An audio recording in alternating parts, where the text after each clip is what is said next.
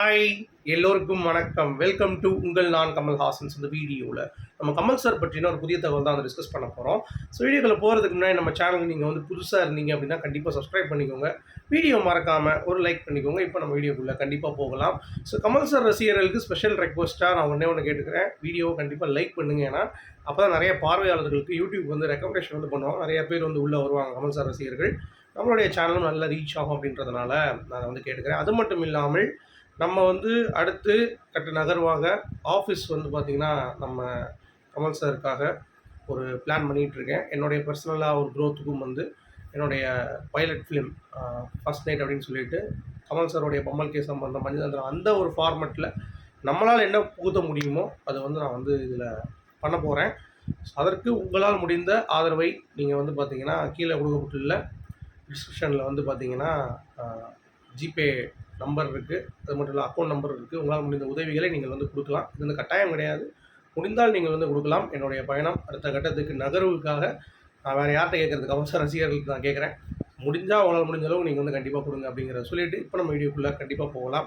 So Kamal sir வந்து பார்த்திங்கன்னா இன்றைக்கி ஒரு பயங்கர ஒரு ஜோஷ் தான். ஏன்னா எப்படி அமரன் 100ல் வந்து நேரில் பார்த்துட்டு ஒரு ஸ்பீச் வந்து கமல் சார் பேசுகிறத கேட்கணும் அப்படின்றது நிறைய பேருடைய எண்ணமாக இருந்தது. ஏன்னா கிட்டத்தட்ட 3 மாதமாக அவருடைய இதுவே இல்லை, வீடியோ காலில் தான் பேசிகிட்டு இருக்காரு. ஸ்ட்ரைட்டாக பார்க்க முடியல. சென்னைக்கு வந்தாலும் வந்து பார்த்திங்கன்னா ஒரு லைவாக ஒரு கமல் சாரை பார்க்குற மாதிரி ஒரு சூழ்நிலை வந்து அமையவே இல்லை. அது வந்து இன்றைக்கி நடக்கும் அப்படிங்கிறத நான் சொல்லிக்கிறேன். அது என்ன ஃபங்க்ஷன் அப்படிங்கிறது உங்களுக்கே தெரியும். அமரன் 100வது கண்டிப்பாக நாள். ஸோ 100 நாள் அப்படிங்கிறது வந்து பார்த்திங்க அப்படின்னா மடமடன்னு போயிடுச்சு. ஸோ படம் வந்து செம்ம கலெக்ஷனு. கமல் சாருடைய ஆர்கேஎஃப்ஐக்கு வந்து பயங்கர ப்ராஃபிட்டு. அந்த ஒரு வெற்றியை கொண்டாடும் அளவுக்கு நிறைய விஷயங்கள் வந்து நடந்தது. ஆனால் இன்றைக்கி 4 மணிக்கு கலைவாணர் அரங்கத்தில் வந்து பார்த்திங்க அப்படின்னா அந்த ஃபங்க்ஷன் நடக்குது அப்படின்ற மாதிரி தகவல் வந்து வருது. ஆனால் அதை பற்றின ஸ்டில்ஸ்லாம் வந்து கொஞ்சம் அப்படியே சர்க்குலேட் பண்ணுறாங்க. அது எனக்கு தெரிஞ்ச அந்த மேடையெல்லாம் வந்து ரெடி ஆகிடுச்சு. கமல் சார் அதில் வந்து இருந்த மாதிரியும் ஏற்கனவே ஒரு பார்ஷியல் ஷூட் வந்து பண்ணிட்டாங்களா அப்படிங்கிறது தெரியல. பட் வேறு லெவல் அவருடைய ஸ்பீச்சுக்காக நம்ம வந்து வெயிட் பண்ணிகிட்டு இருக்கோம். ஏன்னா சினிமா சார்ந்து அவர் பேசியது அப்படிங்கிறது வந்து இந்த ஒரு 6-5 மாதத்தில் எதுவுமே இல்லை. ஸோ அப்படிப்பட்ட ஒரு விஷயத்தில் கண்டிப்பாக என்ன இன்புட்ஸ் வந்து கொடுக்க போகிறாரு, சினிமாவை என்னென்ன அடுத்தடுத்த நகர்வுகள் ஏதாவது அப்டேட் இருக்கா அப்படிங்கிறத பற்றி கண்டிப்பாக பார்த்துட்டு நம்ம அதை பற்றின ஒரு இன்புட்ஸ் வரும். என்னென்ன வருதோ அதை பார்த்துட்டு நம்ம வந்து பார்த்திங்கன்னா கண்டிப்பாக அப்டேட்ஸ் வந்து கொடுப்போம். ஓகேங்களா? ஸோ நாளைக்கு வீடியோவில் தெளிவாக சொல்லிடுறேன் என்ன நடந்துச்சு அப்படின்னு சொல்லிட்டு. பட் கலைவாணர் அரங்கம் இன்றைக்கி அதிர போகுது அப்படிங்கிறதுல எந்த ஒரு மாற்றமும் இல்லை. ஸோ உங்களுடைய கருத்துக்கள் நீங்கள் எவ்வளோ எக்ஸ்பெக்ட் பண்ணுறீங்க அப்படிங்கிறத கண்டிப்பாக சொல்லுங்கள். அடுத்து கமல் சார் வந்து பார்த்திங்கன்னா குடும்பஸ்தன் படம் பார்த்துட்டு நம்ம மணிகண்டன் அவர்களே அப்ரிஷியேட் பண்ணியிருக்காரு. அதுவும் அவரை மட்டும் கூப்பிட்டு இல்லை, அந்த டீமையே கூப்பிட்டு அப்ரிஷியேட் பண்ணியிருக்காரு. ஸோ கமல் சாரோடைய மனசு அப்படிங்கிறது இது ரொம்ப க்ளீனாகவே தெரியுது. ஒரு யங் டேலண்ட்ஸ் என்னவா இருந்தாலும் அவங்கள கூப்பிட்டு வந்து பார்த்திங்கன்னா ப்ரொமோஷன்ஸ் அவங்களுக்கான ஒரு விஷயம் கொடுக்குறது அப்படிங்கிறது கமல் சார் வந்து மிஞ்சினது வந்து எவனுமே கிடையாது. அது கமல் சார் ரசிகன் மட்டும் கிடையாது, யாராக இருந்தாலும் சரியா கொட்டுக்காளியாக அந்த படத்தையும் கூப்பிட்டு வாழ்த்தினார். ஸோ அந்த மாதிரி அவர் வந்து அவரை நேசிக்கணும் அப்படின்றாங்க கிடையாது. ஆனால் மணிகண்டனுக்கு இது பயங்கர டிசர்வ்டு. பிகாஸ் கமல் சாரை பற்றி அவருடைய படம் ப்ரமோஷனில் அவரை பற்றி பேசினது தான் ரொம்ப அதிகம் மணிகண்டனுக்கு. பட் அவருக்கு இப்படி ஒரு ரெகக்னேஷன் வந்து கமல் சார்கிட்ட இருந்து கிடைக்கிறது அப்படிங்கிறது மிகப்பெரிய விஷயம். மணிகண்டனுடைய கெரியர் கிராஃப்ட் வந்து பார்த்திங்கன்னா அப்படியே சும்மா ஸ்டெப் பை ஸ்டெப்பாக வேறு லெவலில் போகுது இந்த நிகழ்வுக்கு அப்புறம் அப்படிங்கிறது தான் நல்லா இருந்தது. அப்புறம் அந்த டைமில் குரு சோமசுந்தரம் அவர்கள் வந்து பார்த்திங்கன்னா ஒரு விஷயம் பகிர்ந்துருந்தார். அது உங்களுக்கு ஞாபகம் இருக்கான்னு தெரில. தூங்காவனம் படத்துக்கு இவர் வந்து ரைட்டிங் டிபார்ட்மெண்ட்டில் இருந்தார்.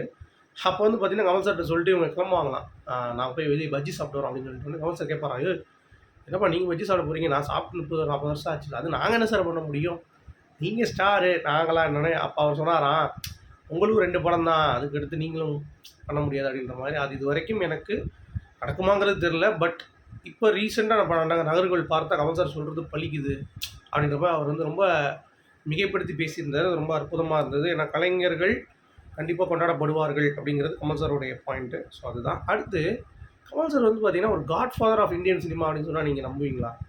கண்டிப்பாக நம்பி தான் ஆகணும். ஏன்னா ராஜபார்வை டைமில் வந்து பார்த்திங்கன்னா நீங்கள் யோசிச்சு கூட பார்க்க முடியாத அளவுக்கு ஒரு மாஸ்கிங், அதாவது 2 லேயர், ஒரு லேயரில் வந்து ஒரு சீனு, இன்னொரு லேயரில் இன்னொரு சீனை, ரெண்டையும் அப்படியே ஒட்டுறது, அதெல்லாம் வந்து அந்த டைமு.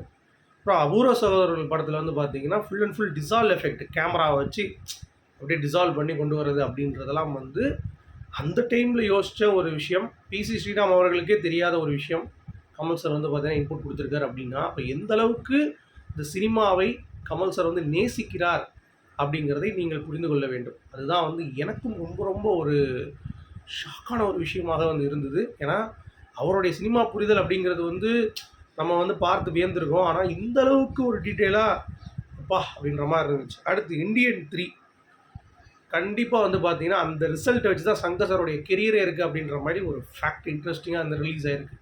நீங்க என்னன்னு கவனிச்சீங்கன்னா, இந்தியன் 2 சரியா போகல அப்படிங்கிறது உங்களுக்கு தெரியும். அதாவது சங்கர் சாருடைய வெற்றி இல்ல. கேம் சேஞ்சர் அதே மாரி சங்கர் சாருடைய வெற்றி இல்ல.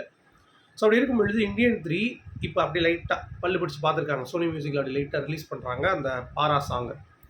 இந்த விஷுவல்ஸோட இந்தியன் 3 ட்ரெய்லர் மாரி.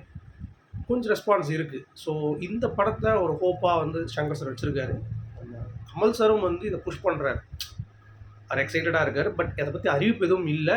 பட் சங்கர் சார் மேல பயங்கர ஹோப் இந்தியன் 3ல நம்ம கமல் சார் மேல. ஸோ அத கண்டிப்பா விட்டு குடுக்க மாட்டாங்க.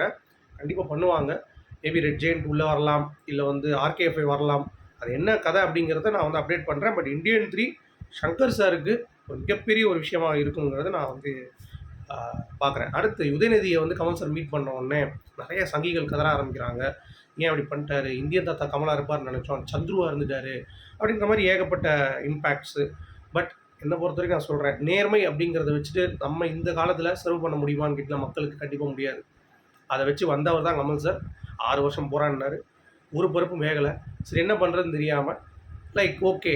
உங்க கூட சேர்ந்து தான்டா வரணும் அப்படின்ற மாரி உள்ள போயிட்டாரு.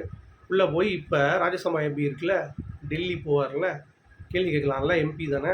அவர் உள்ள போகும்போது திமுக சார்புல அவர் அங்க வந்து கேள்வி கேட்கும்போது, அங்க நல்லா பெர்ஃபார்ம் பண்ணாங்க அப்படின்னா, கண்டிப்பா வந்து பார்த்தீங்கன்னா, ஒரு இம்பாக்ட் வந்து இங்க தமிழக மக்கள் கிட்ட அங்க போய் ஒருத்தன் கேள்வி கேட்குறான் அப்படின்ற மாரி இருக்கும்ல. சும்மா பஜ்ஜி சாப்பிட போவாம, ஒருத்தன் கேள்வி கேட்குறான் அப்படின்றது. உடனே எங்க அங்க போய் என்ன பண்ணுவாரு? அப்படின்றாங்க. என்ன லாங்குவேஜ்? அது என்ன லாங்குவேஜ்ல பேசுவாரா? டேய்! அவருக்கு எல்லா லாங்குவேஜும் தெரியும்டா அப்படின்ற மாரி தான் இருந்துச்சு. ஸோ அதெல்லாம் நீங்க பார்த்து கணக்கிடாதீங்க. ஏன்னா, கமல் சார் அந்த ஒரு பாயிண்ட்டையும் பார்த்துட்டாரு. நேர்மைய வச்சு கொண்டு போனாரு. ஒருத்தனும் மதிக்கல. இப்போ வந்து பார்த்தீங்கன்னா, நீங்க வந்து மாறிட்டீங்க. ரிமோட்ட தூக்கி போட்டு உடைச்சீங்க. டிவிய தூக்கி போட்டு உடைச்சீங்க. இதெல்லாம் பண்ணிட்டீங்க. இப்போ மாறிட்டீங்க. இப்போ நோ யூஸ் மக்கள் கதர்றது. அவர் 5 வருஷம் அங்க போய் போகட்டும். என்ன பண்றாருன்னு பார்ப்போம். அதுக்கடுத்து நம்ம இம்பாக்ட் வந்து கிரியேட் பண்ணுவோம். என்னன்ட்டு. கமல் சார் வந்து வேஸ்ட்டா இல்லையான்ட்டு. அது வரைக்கும் நம்ம வந்து அத பத்தி பேசுறதுக்கு நமக்கே வந்து பார்த்தீங்கன்னா, அத பத்தி தகுதி இல்ல. ஏன்னா நம்ம வந்து ஓட்டு போடல. ஓட்டு போட்டவங்க கேளுங்க கண்டிப்பா கமல் சார் கிட்ட. பட் ஓட்டு போடாதவங்க கேட்கறதுக்கான ஒரு உரிமையே வந்து கிடையாது அப்படிங்கிறத நான் வந்து இங்க மென்ஷன் பண்ணிக்கிறேன். அடுத்து விஷ்ணு மஞ்சு அவர்கள் கமல் சாருடைய மேஜிக் வேர்ட்ஸ் சொல்லிட்டு 2 வார்த்தை சொல்லியிருக்காரு. ஒண்ணு வந்து பார்த்தீங்கன்னா, சக்சஸ்னா தலைக்கு மேல கொண்டு போவாத. ஃபெயிலியர்னா கீழ விட்டுறாத. அப்படின்ற அந்த 2 விஷயம் வந்து பார்த்தீங்கன்னா, எனக்கு ரொம்ப ரொம்ப பிடிக்கும் அப்படின்ற மாரி அவர் சொல்லியிருந்தாரு. நல்லா இருந்தது. அடுத்து வந்து பார்த்தீங்கன்னா, த்ரிஷா வில்லியாக தக் லைஃப்ல அப்படின்ற ஒரு அப்டேட்டு. ரூமர் ஃபேமா வந்து பரவிட்டு இருக்கு. அதே மாரி கேஎஸ் 237ல வந்து பார்த்தீங்கன்னா, அர்ஜுன் அவர்கள் வந்து நடிக்கிறார். அன்பறிவு டைரக்ஷன்ல. கமல் சார் வில்லனாக அப்படின்ற மாரிலாம் வருது. ஸோ அதெல்லாம் என்னன்னு தெரியல. ஸோ வெயிட் பண்ணி பார்க்கலாம். கண்டிப்பா எந்த அளவுக்கு இம்பாக்ட் வந்து கிரியேட் ஆகும்னு சொல்லிட்டு அந்த ப்ராஜெக்ட்ஸ். ஸோ உங்களுடைய கருத்துக்கள் சொல்லுங்க. மீண்டும் அடுத்த சந்திப்போம். அதுவரைக்கும் குட் பை.